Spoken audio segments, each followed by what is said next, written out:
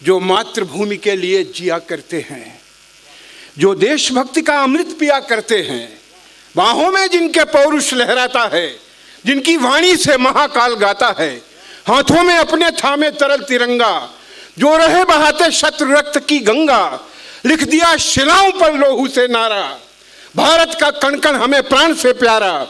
जब तक स्वदेश का एक जवान रहेगा तब तक दुनिया में हिंदुस्तान रहेगा।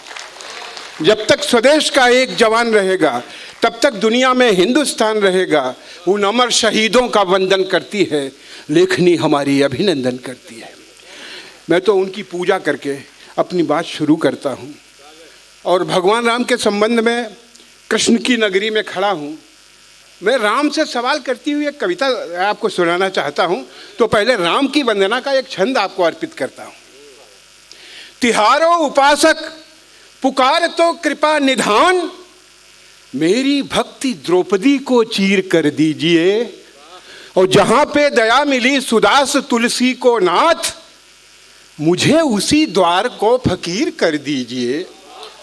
तो और कहा याचना करे नरेश रावरेशों, मेरी भक्ति द्रौपदी को चीर कर दीजिए।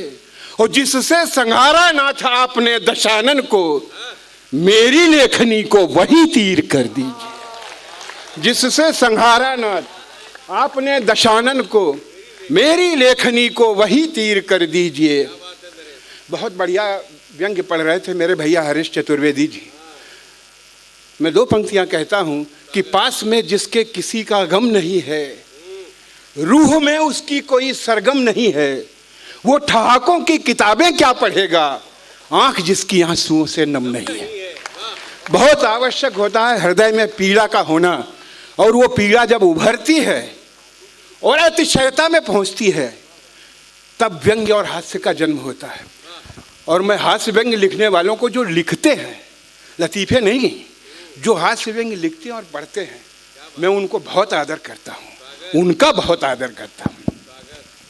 अब मैं एक कविता आपके सामने, जैसा मुझे बहुत पहले से आदेश है और इन्हीं का आदेश नहीं है, उस कविता के लिए मुझे देश में और विदेशों में भी बुलाया गया, तो उस कविता के लिए बुलाया गया। कविताएं तो बहुत हैं, बहुत लिखा, लेकिन एक कविता विशेष का जिसका आदेश है, समय चूंकि बहुत लोग हैं, तो वो कविता में आपके बीच में। स्वागत है भैया, स्वागत है। भैया ने अभी ये कहा कि चंदन ने अपने गीत में कि आपने द्रौपदी तो बचा लिया, दामिनी को बचाने नहीं आए।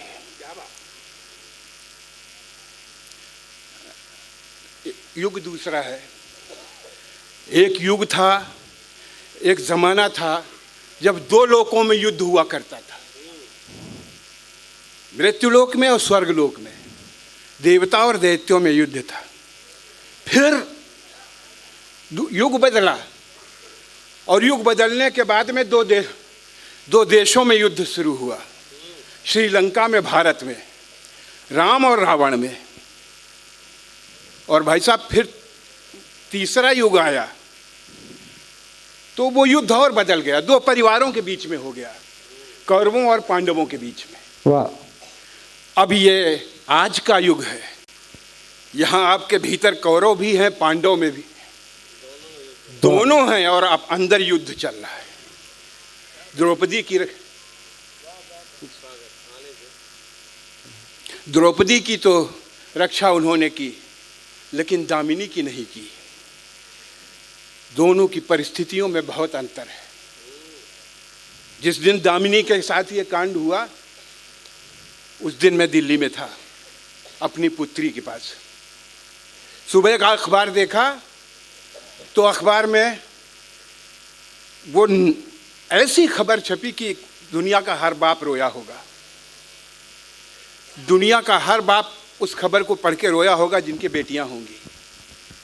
लोग मोमबत्तियां लेकर के सड़क पर आ गए, मानवाधिकार वाले हाय तौबा करने लगे, बड़े कड़े कानून बनाए गए। लेकिन क्या ऐसा हुआ? आज दामिनी असुरक्षित है।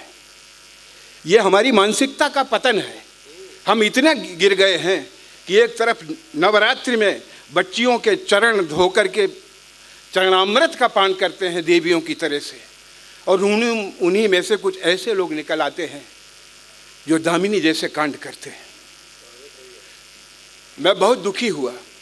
और एक बड़े गीतकार का नाम सुना होगा आपने, डॉक्टर धनंजय सिंह। मैं बहुत परेशान हाल में, बहुत दुखी हृदय कादम्बिनी के दफ्तर पहुंचा। धनंजय सिंह जी ने मुझसे प्रश्न किया कि नरेश जी, आखिर इन रावणों का वध कब होगा? तो मैं बहुत सोच में पड़ गया। क्या ये इतने दुर्धर्ष पापी, इतने बर्बर लोग रावण है क्या? मैंने कहा इसका उत्तर दूंगा। मैंने हस्तिनापुर के चौराहे पर राम और रावण को आमने सामने खड़ा किया।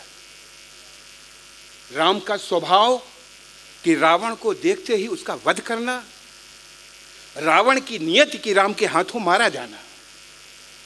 लेकिन इस बार थोड़ा परिदृश्य बदला। रावण ने राम से कुछ सवाल कर दिए। क्या बात! और ये सवाल हो सकता है आप करें। बहुत अच्छा। इस बार राम ने जैसे ही दशकंधर को ललकारा है, तरकस से तीखे तीर लिए कांधे से धनुष उतारा है, वैसे ही क्षुब्ध दशानन का आकुल विद्रोही मंडोला, वाणी में विस्फोटक भरकर वो राघव से ऐसे बोला, रावण पर बाण चलाने का हे राम उपाय नहीं करना। हे दशरथ नंदन सावधान, ऐसा अन्याय नहीं करना। तुम मर्यादा पुरुषोत्तम हो, करुणा निधान कहलाते हो, दुष्टों का करते हो विनाश, धरती से पाप मिटाते हो। दुनिया का सारा पाप ताप क्या मुझ में ही दिखलाया है? क्या बात है! केवल मुझ पर ही बार बार तुमने धनबाण उठाया है। वाह! पहले सागर उस पार मिली, फिर सागर के इस पार मिली। अपराध किया था एक बार पर सजा हजारों बार मिली। मैं रक्ष संस्कृति का स्वामी, मैंने तो अपना काम किया। हे आर्य पुत्र नाहक मुझको इस दुनिया ने बदनाम किया। तुम नायक हो, मैं खलनायक। बेशक मुझ पर तुम वार करो, भारत के क्रूर दरिंदों का लेकिन पहले संहार करो। भाई बहुत अच्छा। भारत के क्रूर दरिंदों वाह वाह वाह, लेकिन पहले संहार करो। 6 महीने की बच्चियां सुरक्षित नहीं, कितने गिरोगे यार? कहा कि मुझसे अपराध हुआ, एक गलती जरूर हुई। माना मैंने धर साधु वेश, वैदेही का अपहरण किया, लेकिन मर्यादा के विरुद्ध कोई न कभी आचरण किया। सीता अशोक वाटिका रही, मेरा इतना ही नाता था, मेरी पटरानी बन जाओ ये कहकर के समझाता था। मैं राक्षस हूं, मेरा स्वभाव भय दिखलाता धमकाता था, पर जब जाता था पास कभी पत्नी को लेकर जाता था। पर जब जाता था पास कभी पत्नी को लेकर जाता था। जिसको अपराध कहोगे तुम, ऐसा तो कुछ भी हुआ नहीं। लंका में मैंने सीता को एक उंगली से भी छुआ नहीं। लंका में मैंने सीता को एक उंगली से भी छुआ नहीं। लंका में मैंने सीता को एक उंगली से भी छुआ नहीं। लेकिन जिस भारत को अपनी तुम मातृभूमि बतलाते हो, जिसके आगे तुम सोने की मेरी लंका ठुकराते हो, उस भारत में है राघवेंद्र पापों की नदी बह रही है। जिसको तुम माता कहते हो वो कितने दुख सह रही है नहीं सुरक्षित बाल आए।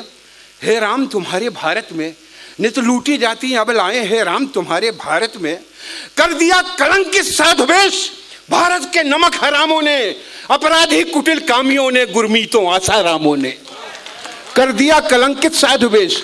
भारत के नमक हरामों ने, अपराधी कुटिल कामियों ने, गुरमीतों आशारामों ने। मर्यादा की सब सीमाएं हे राघव टूटी जाती हैं। कितनी दामिनियां निर्भय हो सड़कों पर लूटी जाती हैं। हे राघवेंद्र इन दुष्टों पर क्यों धनुटंकार नहीं करते? लज्जा के क्रूर लुटेरों पर क्यों बाण प्रहार नहीं करते? इन पापी अधम पिशाचों के सीने पर बाण प्रहार करो। मैं वक्ष खोलकर खड़ा हुआ राघव, तब मुझ पर वार करो। मैं वक्ष खोलकर खड़ा हुआ राघव, तब मुझ पर वार करो। मैं वक्ष खोलकर खड़ा हुआ राघव, तब मुझ पर वार करो। माला नहीं है लेकिन मैं हृदय से लगा करके इसको बहुत बहुत साधुवाद देता हूँ। जोरदार तालियां बजाइए इसके लिए। वाह वाह वाह वाह वाह वाह वाह वाह।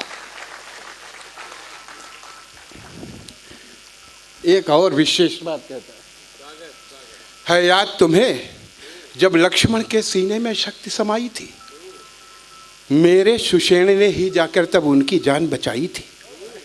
क्या राजवैद्य ने दुश्मन का उपचार उचित था? किया नहीं। ये लंका की मर्यादा थी, बदले में कुछ भी लिया नहीं। ये लंका की मर्यादा थी, बदले में कुछ भी लिया नहीं। भारत के राजवैद्य राघव जो विशेषज्ञ कहलाते हैं, ये महापुरुष कैसे अपनी सेवा का धर्म निभाते हैं। भूखे नंगे बीमारों से पहले धन जमा कराते, तब जाकर ये सेवा धर्मी रोगी को हाथ लगाते हैं। जो इन अपराधी वैद्यों की कुल फीस नहीं भर पाते हैं, कितने ही शल्य चिकित्सा की मेजों पर ही मर जाते हैं। ये नहीं चिकित्सक हैं राघव, ये धन के निपट लुटेरे हैं। हे दशरथ नंदन, ये पापी सारे भारत को घेरे हैं। पहले इन राज रोगियों की बीमारी का उपचार करो। मैं वक्ष खोलकर खड़ा हुआ राघव, तब मुझ पर वार करो। मैं वक्ष खोलकर खड़ा हुआ राघव, तब मुझ पर वार करो। एक और गंभीर बात, आज तो रावण रुक नहीं रहा। राम से उसने कहा, मैं तो लंका का राजा था, दुनिया का वैभव ले आया, सारी दुनिया में लंका को मैंने सोने से चमकाया। लंका का कोई व्यक्ति कभी हे राम भूख से मरा नहीं। मरा हो तो बताओ। लंका का कोई व्यक्ति कभी हे राम भूख से मरा नहीं। मैंने लंका का धन लेकर दूसरे देश में भरा नहीं। मैंने लंका का धन लेकर दूसरे देश में भरा नहीं। भारत के धन कुबेर पैसा भारत में पचा नहीं पाए। तुम तो भारत के रक्षक थे, अपना धन बचा नहीं पाए। बहुत अच्छा है, तुम तो भारत के रक्षक थे, अपना धन बचा नहीं पाए। चोरी से और दलाली से जनता का शोषण करते हैं। ये नए लुटेरे भारत का पैसा विदेश में भरते हैं। ये उजले उजले अपराधी ईमान धर्म सब भूल गए। इनके कारण कितने किसान बेबस फांसी पर झूल गए। सत्ता फिर भी कब्जे में है, इसलिए शान से ऐठे हैं। नीचे से लेकर ऊपर तक ये भ्रष्टाचारी बैठे हैं। पहले इस देशद्रोहियों के सीने पर बाण प्रहार करो। मैं वक्ष खोलकर खड़ा हुआ राघव, तब मुझ पर वार करो। बहुत अच्छा नरेश, वाह वाह वाह। इससे भी गंभीर बात कहता है, और कहता है कि मेरी लंका के वासिंदे लंका पर मर मिट जाते थे। वाह वाह। मेरी लंका के वासिंदे लंका पर मर मिट जाते थे, लेकिन दुश्मन तक कभी नहीं घर की खबरें पहुंचाते थे। लंका के लाखों वीरों ने रण में खुद को बलिदान किया। मैं अच्छा था या बुरा, किंतु मेरी जिद का सम्मान किया। बहुत अच्छा है। मैं अच्छा था या बुरा, किंतु मेरी जिद का सम्मान किया। हाँ, एक विभीषण था जिसने दुश्मन को गले लगाया था। मैंने उस लंका द्रोही को लंका से मार भगाया था। मैंने उस लंका द्रोही को लंका से मार भगाया था। भारत के कुछ गद्दारों ने दुश्मन से हाथ मिलाया है।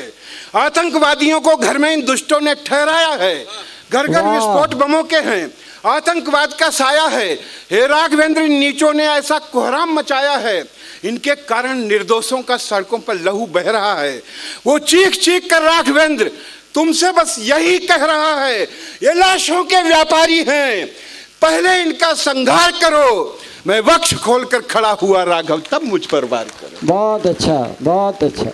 और भाई, मेरे अंतिम बात और सबसे खतरनाक बात, रावण ने कहा, और मैं आपसे पूछता हूं कि आप पश्चिम में चले जाइए किसी भी देश में, और ईसा मसीह के विरुद्ध एक भी शब्द बोल के देखिए, आपका क्या हश्र होता है।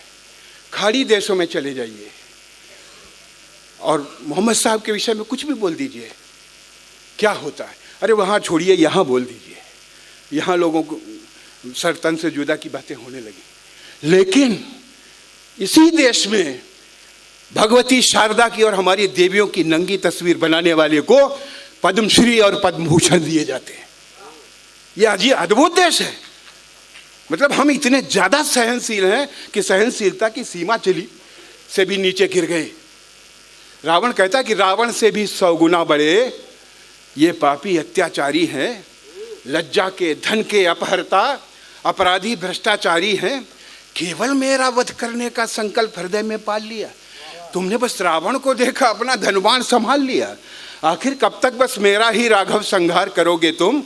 कर चुके मेरा वध एक बार, और कितनी बार करोगे तुम मर्यादा के पालक हो, कैसे मर्यादा तोड़ोगे?